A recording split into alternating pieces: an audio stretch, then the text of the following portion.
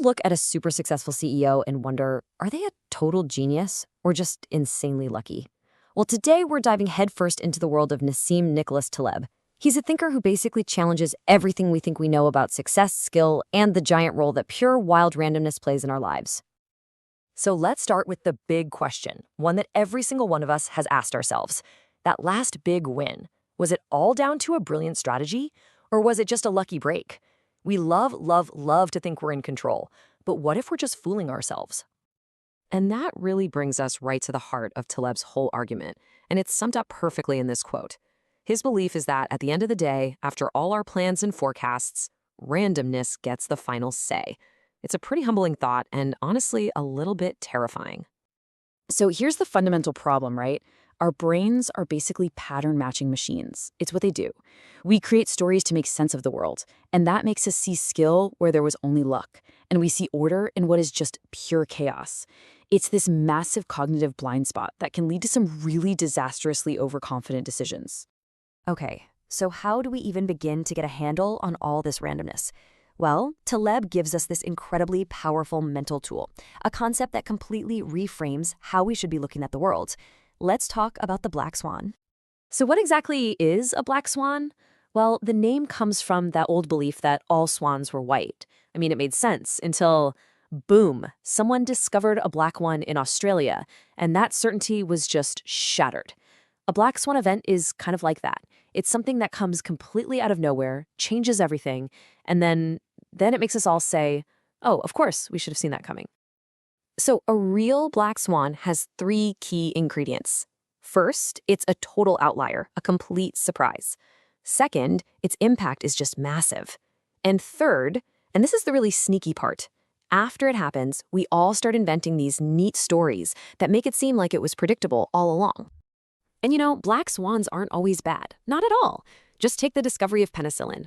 Alexander Fleming didn't plan it. It was just a series of random coincidences.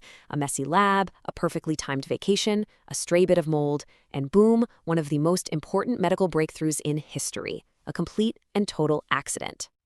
And this really gets to the heart of Taleb's wider point. He argues that the truly world-changing innovations, the things we celebrate as pure genius, are often just black swans. What that really means is what we don't know is so much more important than what we do. Okay, so where do these black swans actually come from? To explain this, Taleb splits our world into two completely different environments, and each one plays by its own set of rules when it comes to randomness. This framework, it's absolutely key to understanding risk. On one side, you have mediocre stand. Think about physical things, like human height. If you gather 100 people in a room, even if you add the tallest person in the world, it's not going to dramatically change the average. It's all kind of predictable. But on the other side, you've got extremistan. This is the world of social stuff, like income or book sales. And here, one single observation can change everything. This chart shows you extremistan in action. Look at the average income of person A and person B. Now, let's add the richest person in the country to the mix. Suddenly, their income is so ridiculously massive, it makes the others almost invisible, and it completely blows up the average. One single data point dominates the entire picture. That is the world where black swans live. So the big lesson here is pretty simple. You have to know which world you're playing in.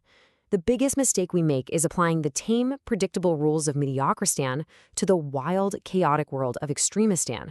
And that's exactly how we get blindsided. I know, this all sounds pretty bleak, doesn't it? I mean, if we can't predict these huge, game-changing events, what are we supposed to do? Well, Taleb doesn't just point out the problem. He actually offers a solution. This is the key question, isn't it? If randomness is always going to have the last word, is there a way to not just survive it, but maybe even benefit from it? Well, the answer lies in this amazing concept Taleb calls anti-fragility. Think for a second about how things respond to stress. Something fragile, like a china plate, you drop it, it shatters. Something robust, like a rock, resists the stress and just stays the same. But anti-fragile is totally different. It's like a muscle. When you stress it with exercise, it doesn't just recover, it actually gets stronger. It literally gains from disorder. So here it is, the official definition. Anti-fragility is this quality that allows a system to basically feed on chaos. So instead of trying to predict and prevent every single shock, an anti-fragile system is set up to actually benefit from them when they inevitably show up. All right, let's make this practical. How can you actually apply this idea to your business, your investments, maybe even your career? How do you actually profit from all this chaos? So how do we actually do this?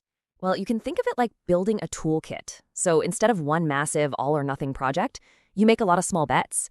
Instead of relying on one single income stream, you diversify. You avoid the kind of debt that can wipe you out in a single bad turn. The real core idea is to always be looking for asymmetric upside. Situations where your risk is small, but the potential reward is huge. It's all about accepting a few small inefficiencies to avoid one catastrophic failure. And listen, Taleb does not pull his punches on this. He argues that most of the risk management we see today is just a dangerous illusion.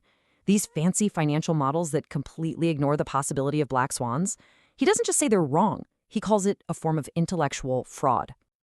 And this is where we become the most vulnerable. We look at that one startup that made it big, and we completely ignore the thousands that failed doing the exact same thing. That's survivorship bias. We celebrate some star performer without ever realizing they might just be a lucky idiot who hasn't been wiped out by randomness yet. So, I'll leave you with this one question to think about. In our world, this always-on world, where we are just bombarded with data and news and opinions, how much of what you're paying attention to is a true signal, and how much of it is just random noise? Figuring out the difference, well, that might just be the most important skill of all.